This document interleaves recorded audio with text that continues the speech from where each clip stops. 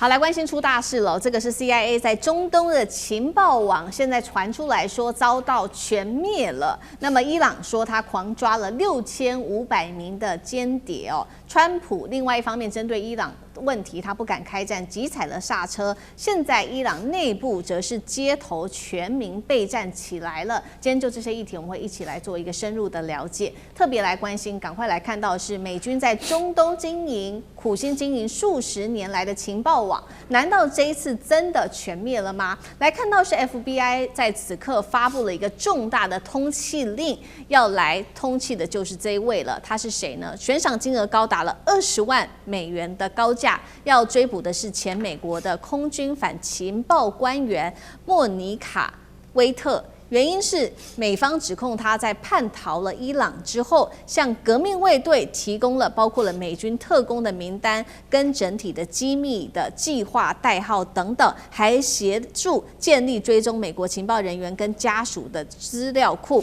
而就在 FBI 發布重大通緝令的同時，伊朗也說他有許多的戰果，這當中包括他說已經逮捕到超過6500名的間諜跟通敵者，這是來自於伊朗的最新說法，並且他表示，從美伊戰爭2月底開戰之後，已經在全國大規模的掃蕩了美國的情報組織單位。兩件事情代表美國經營數十年的情報網真的可能被打穿了嗎？要知道，美國過去一直非常的有能力的，就是靠着 CIA 布局在中東地區的情報網。從伊拉克到敘利亞、黎巴嫩，這一次再到伊朗，等於美方透過臥底跟這一些在地的協調者、協力者、電子監控，都可以清楚地掌握敵方。那現在發生了這樣子的一個事情，代表美軍在中東的情報網、臥底情報網，真的被毀滅性的打擊了嗎？幹哥怎麼看？好，莫妮卡·威特這件事情非常嚴重，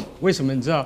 因為他曾經在反情報單位待了10年之久，他從2008年他從1997年服役到2008年啊，總共他在軍隊裡面待了12年，但是呢，他最後的官階應該是到了上尉。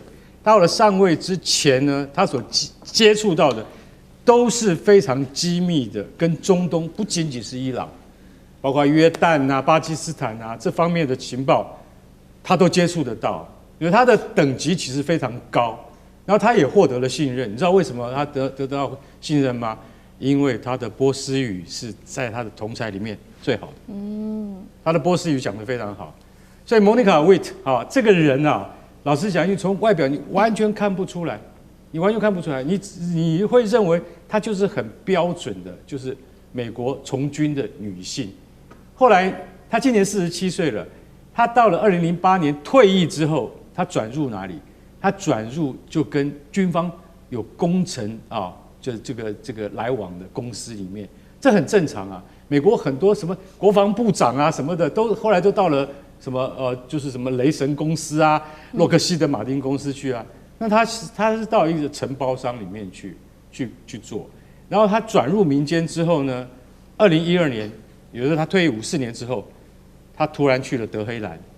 他去德黑蘭是有報備的，為什麼？你是前軍官呢、啊，你要去德黑蘭，你不用報告嗎？現在問題出在哪裡？他去了德黑蘭以後，從此沒有再回來，他沒有再回來。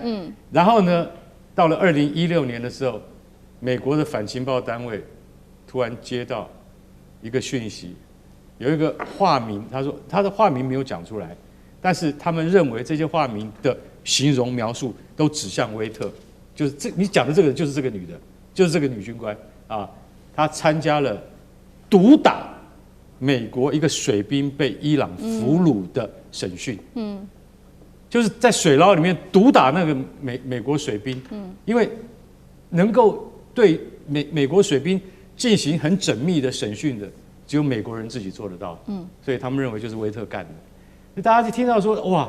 他的故事聽起來就像那種很精彩的這個諜報小說的那種雙面諜的那種反情報故事。對，這就現在就發生在美國自家門內啊，你就曉得說他對於美國軍方造成的影響現在有多大。五角大廈現在還在評估他們覺得非常嚴重，因為這個人到底帶走了多少機密？他還聽說有一個網絡對軍方網絡系統的攻擊也是他幹的。所以你現在想想看，多可怕！像他這樣的人，在這個潛伏在情報界面有多少？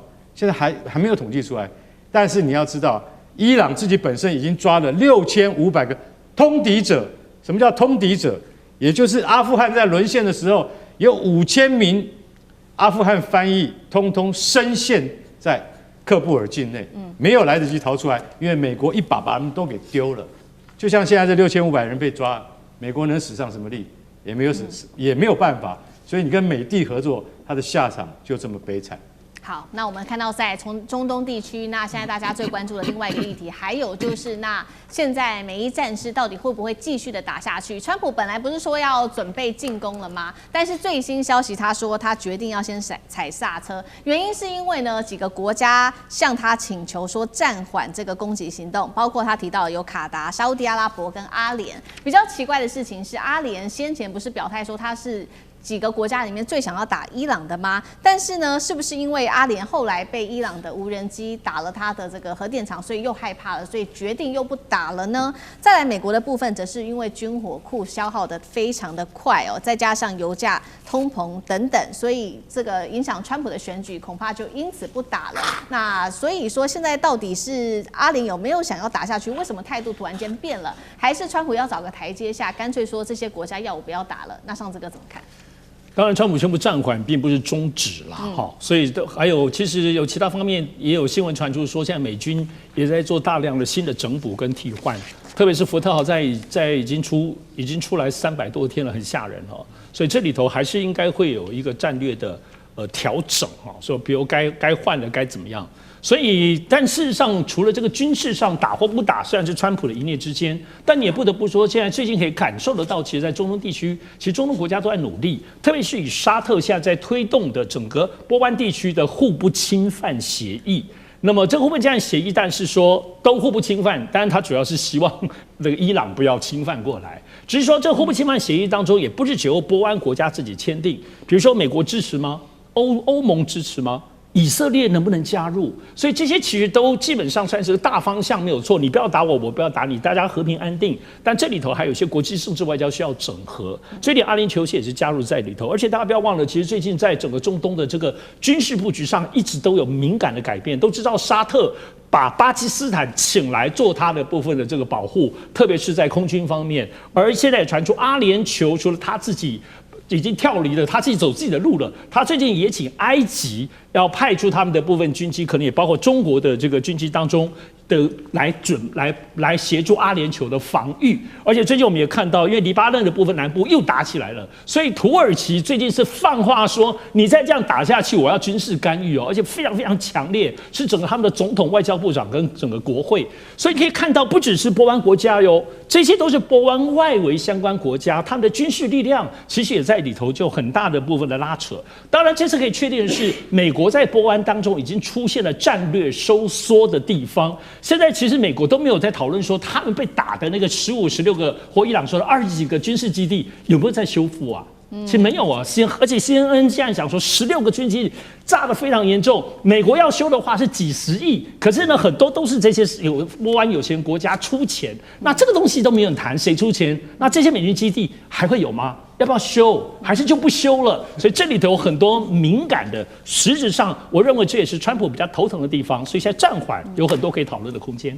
好，所以一方面川普他一直在喊話說，確實啦，伊朗現在戰力非常薄弱，只剩下18%。但是另外一方面看到另外一個數字哦，北約又說了，情報指出伊朗目前擁有超過60%的飛彈庫存的保存力哦，還有大量的移動式發射車跟地下飛彈，所以可以持續的運作。再來就是現在，伊朗內部釀起的是全民備戰的方向來做發展嗎？幾件事情是因為呢，伊朗最近軍方開始公開教導民眾在街頭上如何使用武器。另外，甚至更離譜的事情是，電視主播直接在攝影棚內開火來做示範。聶老師怎麼看 ？OK， 那為什麼要做這些動作呢？我們台灣有人喊全民皆兵啊，這個好像叫打地面戰了哈。不過川普之前有說要打地面戰，他打的是這個島，但是也沒有真的要打地面戰啊。